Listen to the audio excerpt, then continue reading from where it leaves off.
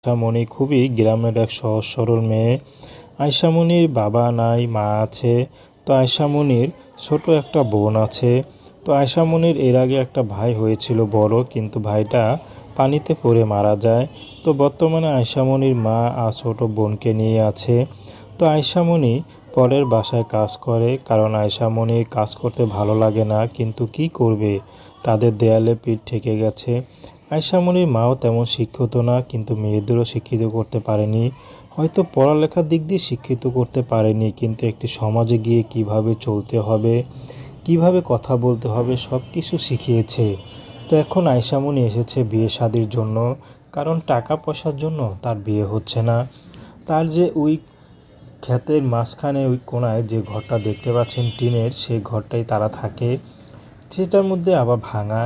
তো আয়শামণি এরকম ভাঙা ঘরে মেয়েকে কে বিয়ে করে?